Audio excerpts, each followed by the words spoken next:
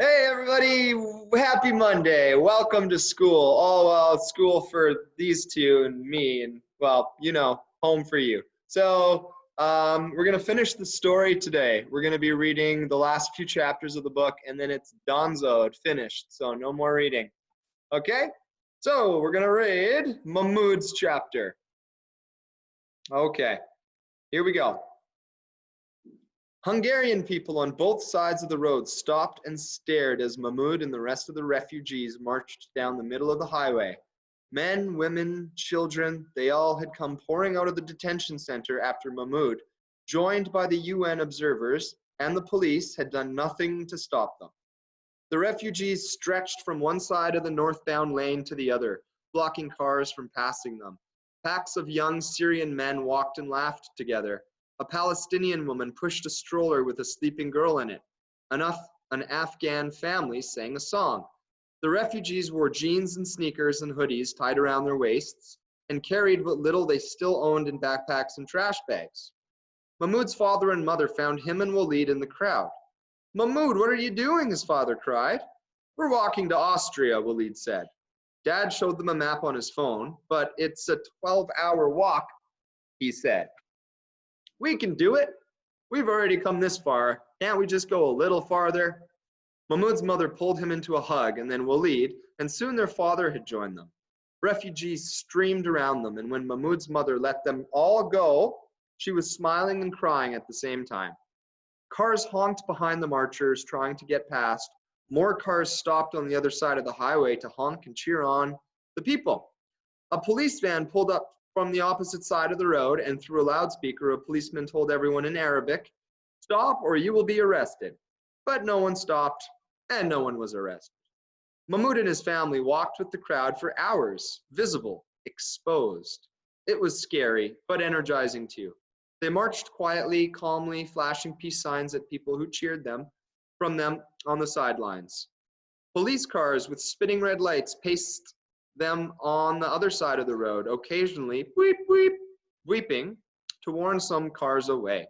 News helicopters flew overhead, and a woman from the New York Times worked her way through the crowd, asking Mahmud questions and interviewing refugees. See us, Mahmud thought. Hear us, help us. 12 hours had seemed like nothing when Mahmud added up the time they'd been walking since they'd left Aleppo, but this walk quickly seemed endless. They had no water, no food, and Mahmud's stomach growled and his lips were dry. He felt like one of the zombies from his favorite video game. All he wanted to do was lie down and sleep, but Mahmud knew that they couldn't stop. If they stopped, the Hungarians would arrest them. They had to keep moving forward, always forward, even if it killed them. Later that night, Mahmud and his family at last reached the border of Austria. There was no fence, no wall, no border checkpost, just a blue traffic sign by the side of the road and the words Republik Österreich inside the EU's circle of gold stars, and above it a sign with the red and white flag of Austria. The Hungarian police cars stopped following them as soon as they stepped across the border, and the refugees paused to hug each other and celebrate their escape. Mahmud fell to his knees, fighting back tears of exhaustion and happiness. They had made it. It wasn't Germany, but not yet. But Germany was just one country away, and the refugees were still laughing and congratulating each other when the phone Mahmud's father carried beeped on an alarm. So did another phone, and another, until the whole crowd of chorus was alarms. It was time for the Isha's prayer, the last prayer of the day. Mahmud's dad used an app called iSalam to find the exact direction they should face to pray to Mecca. Mahmud's family found a patch of grass all to themselves, and the hundreds of other refugees did the same. And soon they were all bowing and praying together. It wasn't ideal. They were supposed to wash themselves and pray in a clean place, but it was more important to pray at the right time than in the right place.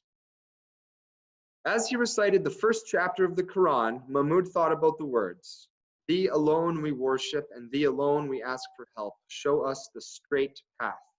Their path had been anything but straight, but Allah had delivered them to this place. With his blessings, they might actually reach Germany. When Mahmud finished his prayers and opened his eyes, he saw a small group of Austrians had gathered at the edges of the praying refugees. There were police officers there too, and more cars with flashing lights. Mahmoud sagged. They only see us when we do something they don't like, he thought again. The refugees had stopped to get down on their knees and pray, and these people watching them didn't do that, didn't understand. Now the refugees looked foreign again, like aliens, like they didn't belong. Mahmoud worried what the crowd might do when the Austrians told them they didn't want them. Their march through Hungary had been peaceful until now.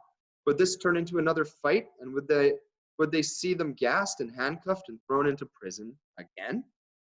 Welcome to Austria, one of the Austrians said in a heavily accented Arabic, and others yelled, Willkommen, and applauded. Actually applauded them. Mahmoud looked around at Walid, who was as stunned as Mahmoud. Was there some mistake?